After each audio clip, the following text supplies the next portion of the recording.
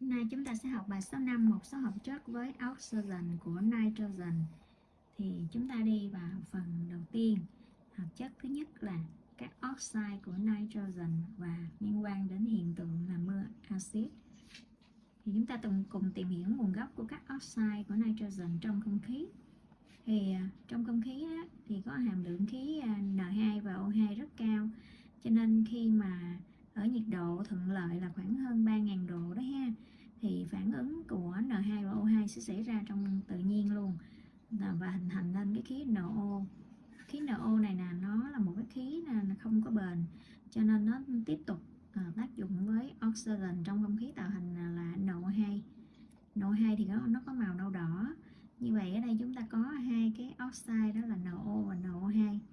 Thì NO được hình thành ở trong tự nhiên, nhưng mà khí này là một cái khí độc nha, gây ảnh hưởng đến sức khỏe của con người và cũng là nguyên nhân chính gây nên hiệu ứng nhà kính và hiện tượng là mưa axit. Vậy thì chúng ta tìm hiểu về cái hiện tượng là mưa axit ha. Hiện tượng mưa axit là do nước mưa có pH nhỏ hơn 5,6 đó. Chủ yếu là do trong nước mưa nó có những cái oxit như là những cái oxide như là NO với dạng là NO, NO2 đó. Thì nó hình thành nên những cái axit như là H2, HNO3, H2O4, hoặc là do SO2 thì nó tạo ra H2O4 vân vân.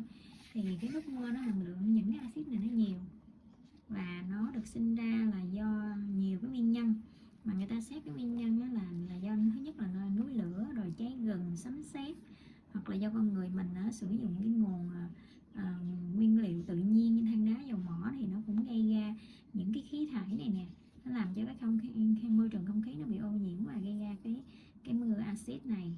Và nó có những cái tác hại nhất định đối với là những cái công trình xây dựng và đất đai ha, cây cối, nó làm cho môi trường nó bị ảnh hưởng. Thì người ta mới định nghĩa mưa axit là do lượng khí thải SO2 và NOx từ các quá trình tiêu thụ than đá, dầu mỏ và các nhiên liệu tự nhiên trong sản xuất sinh hoạt của con người, tức là do con người thôi ha, tạo lên cái hiện tượng này. Chúng ta qua phần số 2 là nitric acid. Thì ở đây chúng ta có cái cấu tạo cũng như là tính chất vật lý của nitric acid. Cấu tạo thì chúng ta nhìn thấy ở đây nó có một cái liên kết đôi của NO, một liên kết cho nhận của NO, và ở đây nó có nhóm OH.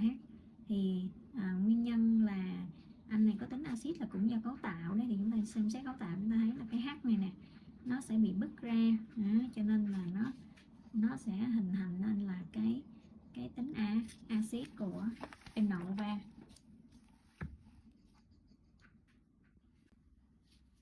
Về tính chất vật lý thì HNO3 là nó là một axit kém bền và nó sẽ dễ bị phân hủy để giải phóng ra NO2 ở điều kiện thường, cho nên là chúng ta sẽ thấy HNO3 đặc nó có màu vàng ha. Đó, thì chúng ta hệ thống lại cái tính chất vật lý của HNO3. Tiếp theo mình tìm hiểu tính chất khoa học và ứng dụng của HNO3. Về tính chất hóa học thì anh này là một axit mạnh nha, vì nó phân ly ra là H cộng và NO3 trừ đó. Và axit mạnh thì chúng ta biết có 5 tính chất. Tính chất thứ nhất là làm bị tiến hóa đỏ nè, tác dụng với oxide base và muối của axit yếu hơn tạo thành muối nitrat. Thì ở đây chúng ta có là một cái phương trình điện ly, rồi chúng ta cũng viết cái phương trình của HNO3 với những cái chất như là CO là oxit đúng không, oxide đó, CaOH2 lần, CaCO3, và chúng ta viết phương trình cân bằng và chúng ta xác định coi những phản ứng này có phải phản ứng oxy hóa thử không. Một cái tính chất cần lưu ý của HNO3 đó là nó có tính oxy hóa mạnh đó. Oxy hóa mạnh thì nó oxy hóa được hầu hết các kim loại trừ Au và Pt nha, trừ Au và Pt.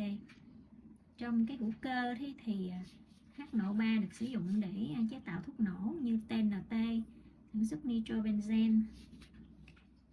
Và cái hỗn hợp HNO3 với HCl đặc tỷ lệ 1:3 thì người ta gọi là nước cường toan để hòa tan. Dung dịch này hòa tan được platinum và vàng đó. Vậy tóm lại cái tính chất, về cái tính chất hóa học thì chúng ta khẳng định là anh này có hai tính chất quan trọng. Thứ nhất là tính axit mạnh, và tính chất thứ hai là tính oxy hóa mạnh, thấy chưa? Và nó có những ứng dụng trong cái đời sống và sản xuất, ví dụ như là sản xuất thuốc nổ, phân bón, nhuộm vải, thuốc nhuộm vải ha, nhân dân. Và phần số 3 chúng ta sẽ tìm hiểu hiện tượng phú dưỡng. Hiện tượng phú dưỡng là gì? Thì là hiện tượng mình nghe tới cái từ phú này là nó tương tự với cái từ phong phú. Dưỡng là dinh dưỡng, thì nó thừa cái chất dinh dưỡng ha. Về cái hiện tượng quá dư thừa nhiều nguyên tố dinh dưỡng như vậy thì nó ảnh hưởng đến cái môi trường đó. Thì mình nhìn thấy những cái con ao hồ này nè, nó có cái màu như thế này là mình nhìn là nó không có được, nó bị ô nhiễm, đúng không? Nguyên nhân là vì những cái chất thải công nghiệp, sinh hoạt này nọ rồi đó, nó thải ra môi trường xung quanh, nó làm cho cái môi trường nó bị ảnh hưởng một cách tiêu cực nha, ảnh hưởng đến cái môi trường. Vậy thì định nghĩa hiện tượng phú dưỡng là gì? Là xảy ra do dư thừa chất dinh dưỡng trong môi trường như là nitrat hoặc là phosphate, làm suy giảm chất lượng nước, gây ảnh hưởng tiêu cực đến đời sống con người cũng như là các loài động vật sống dưới nước nha.